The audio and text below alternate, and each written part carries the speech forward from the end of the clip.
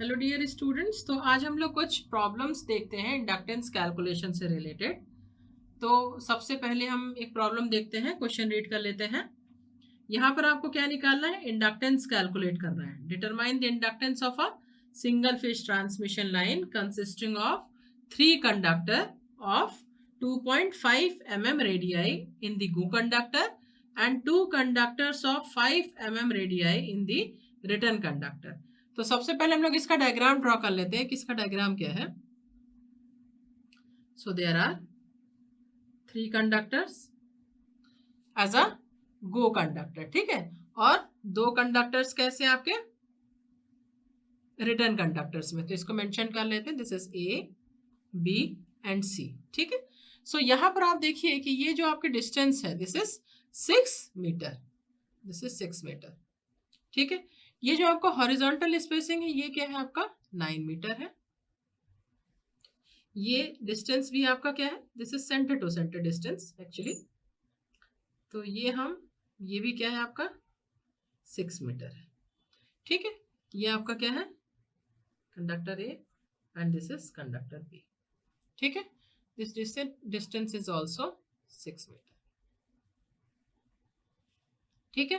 तो यहां पर हमको क्या कैलकुलेट करना है? इंडक्टेंस कैलकुलेट करना है आपको, ठीक है ना। हम लोग निकालने की कोशिश करते हैं कि सेल्फ जीएमडी मीन्स आपको जीएमआर कैलकुलेट करना है। तो अगर मैं सेल्फ जीएमडी की बात करूं, अगर मैं सेल्फ जीएमडी की बात करूं तो इसी को हम क्या बोलते हैं? जीएमआर, ठीक है। सो हम लोग यहां पर बात करेंगे कि ग्रुप ए में जो भी कंडक्टर है हम उसका जीएमआर कैलकुलेट करें, ठीक है। तो सबसे पहले ग्रुप ए का, हम किसकी बात कर रहे हैं? ग्रुप ए का, ठीक है। ग्रुप ए में जो भी कंडक्टर है हम उसका जीएमआर निकालेंगे। आपको मालूम है कि अगर मैं सेल्फ डिस्टेंस की बात करूं, तो किसी भी कंडक्टर का जो सेल्फ डिस्टेंस होगा that is denoted by R dash, और उसकी वैल्यू क्या होती है? 0.7788 आर, ठीक है।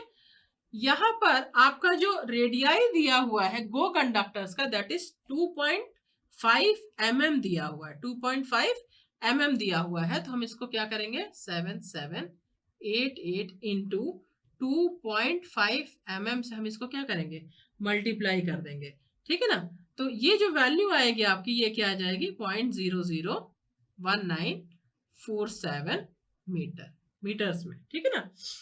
अब अगर हमको ये निकालना है कि सभी का, अगर हमको निकालना पड़े कि जो सेल्फ जीएमडी है, अगर मुझे सभी का निकालना पड़े, जैसे अगर मुझे इसके रेस्पेक्ट में इसका निकालना है, इसका निकालना है, इसी तरीके से बी का निकालना है और सी का भी निकालना है। ग्रुप ए के लिए अगर मैं बात करूं तो हम क्या बात करेंगे? इसको हम किससे डिनोट कर रहे हैं? Suppose self GMD of conductor A.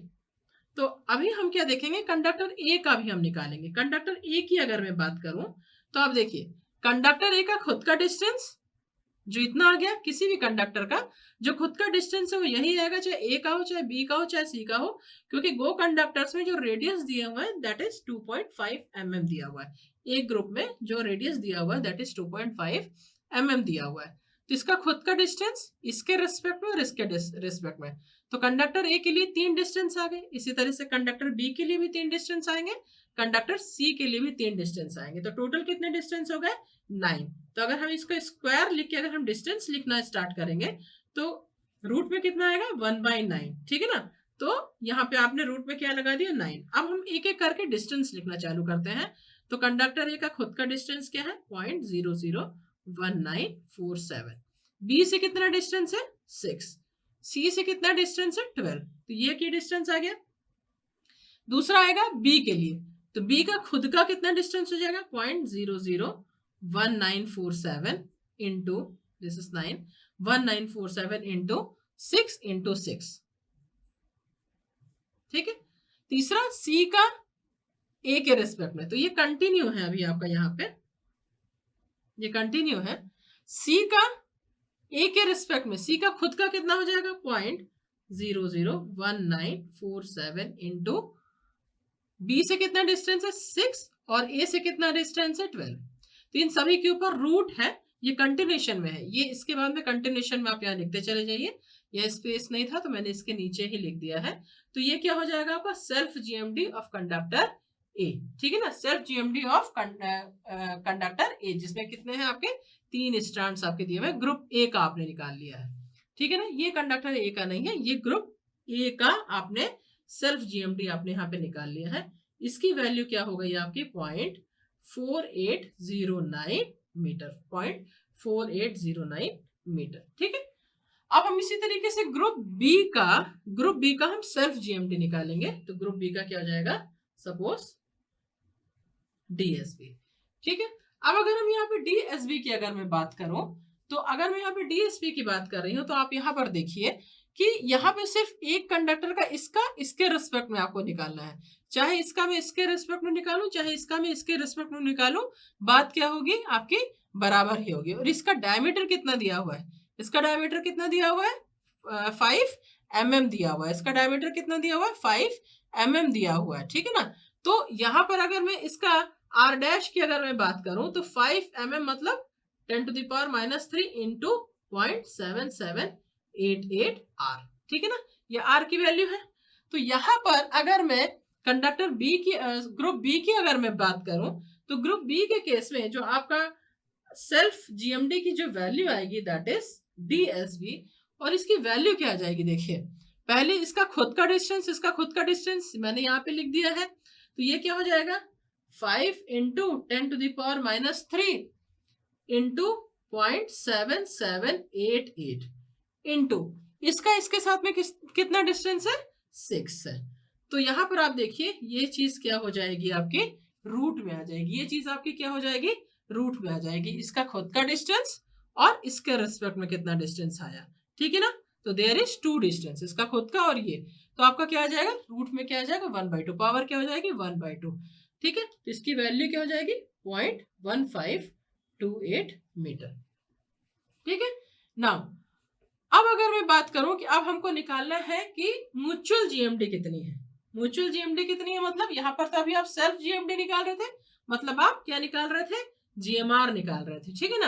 अब आपको क्या निकालना है म्यूचुअल जीएमडी, इस एक कंडक्टर का दूसरे कंडक्टर के रिस्पेक्ट में आपको वैल्यूज फाइंड आउट करनी है। तो अब एक कंडक्टर का दूसरे कंडक्टर के रिस्पेक्ट में अगर आपको वैल्यूज फाइंड आउट करना है तो आपको सबसे पहले क्या पता होना चाहिए, आपको सबसे पहले पता होना चाहिए कि डिस्टेंस कितने हैं आपके, ठीक है। सो यहाँ पर अगर मैं बात करूं कि ये जो वैल्यू है, ये जो डिस्टेंस है आपकी, ये डिस्टेंस अगर आपकी कितनी है, तो सपोज मैंने इस कंडक्टर को नाम दे दिया ई नाम दे दिया यहाँ पर मैंने, और इसको मैंने सपोज डी नाम दे दिया, ठीक है ना।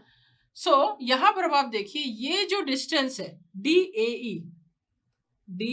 ए की अगर मैं बात करूं तो ये क्या हो जाएगा 9² प्लस रूट ऑफ 9² प्लस 6², ये क्या हो जाएगा रूट ऑफ 9² प्लस 6²। तो इसकी वैल्यू क्या हो जाएगी 10.81 मीटर, ठीक है। अब अगर मैं बात करूं कि C और D के बीच में कितना डिस्टेंस है, यहां से लेके यहां तक का डिस्टेंस आ गया, ये डिस्टेंस आपको पता है, यहां से यहां और यहां से यहां का डिस्टेंस आपको पता है। अब आपको क्या नहीं मालूम है, C और D के बीच का डिस्टेंस आपको नहीं पता है। तो अगर मैं DCD की अगर मैं बात करूं तो आप देखिए DCD की वैल्यू क्या हो जाएगी 12 का स्क्वायर रूट ऑफ 12 का स्क्वायर प्लस 9 का स्क्वायर। तो ये क्या हो जाएगा रूट 12 का स्क्वायर प्लस 9 का स्क्वायर। तो ये वैल्यू आपकी कितनी हो जाएगी 15 मीटर। तो ये डिस्टेंसेस आपके आ गए, ये डिस्टेंसेस आपके आ गए। ये डिस्टेंस आपको अभी जरूरत पड़ेगी जब आप म्यूचुअल जीएमडी निकालोगे, राइट। अब हम बात करते हैं म्यूचुअल जीएमडी के। तो अगर मैं म्यूचुअल जीएमडी निकालूं तो ग्रुप ए का ग्रुप बी के से कितना डिस्टेंसेस है, ठीक है ना। तो यहाँ पर अब आप देखिए कि इस कंडक्टर का इससे कितना है और इससे डिस्टेंस कितना है। तो यहाँ पर डिस्टेंस कितना है कंडक्टर ए का डी और ई के साथ में, तो 9 mm, और ए ई का कितना है 10.81, ठीक है ना। इसी तरीके से दो डिस्टेंस ए के कारण आ गए, बी से 2 डिस्टेंसेस है, सी से 2 डिस्टेंसेस है, तो टोटल डिस्टेंस कितने हो गए आपके 6, ठीक है। तो अगर मैं म्यूचुअल जीएमडी की बात करूं तो हमने लिख लिया म्यूचुअल जीएमडी ग्रुप ए का मैं लिखूं चाहे मैं ग्रुप बी का लिखूं, दोनों ही क्या है बराबर होंगे। तो अब आप देखिए कंडक्टर ए का इस वाले कंडक्टर से इन दोनों से कितना डिस्टेंस पर है, तो तो एक से 9 पर है और एक से 10.81 मीटर पर है।